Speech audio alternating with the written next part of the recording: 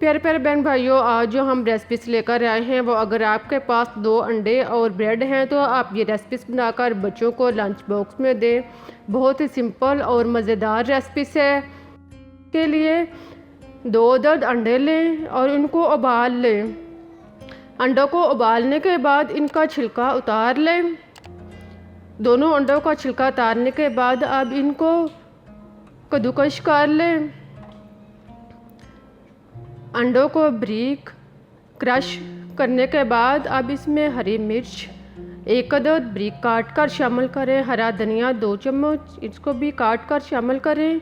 अब इसमें नमक 1/4 चम्मच शामिल करें या टेस्ट के मुताबिक डालें। काली मिर्च 1/4 चम्मच शामिल करने के बाद इसको अच्छी तरह मिक्स करके एक साइड पर रख दें।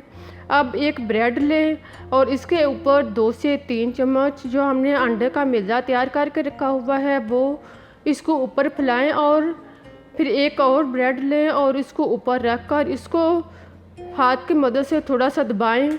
फिर इसको कांटे की मदद से, छुरी की मदद से इसको दरमियान में काट कर 2 हिस्सों में कर लें।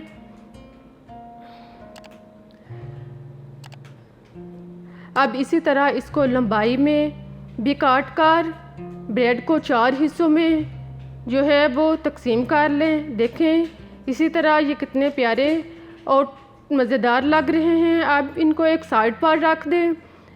अब एक बाउल में 1 अदद अंडा लें और इसको तोड़कर इसमें चुटकी भर नमक शामिल करें और फिर इसको अच्छी तरह फेंट लें।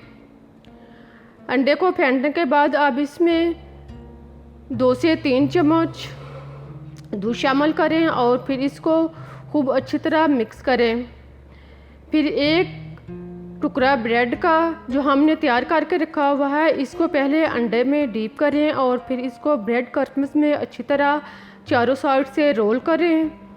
इसके बाद फ्राई पैन में ऑयल गरम करें।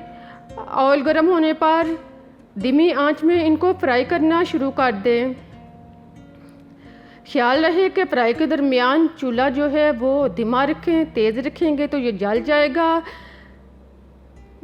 साथ में इनको कांटे की मदद से अपनी जगह से हरकत देते रहें।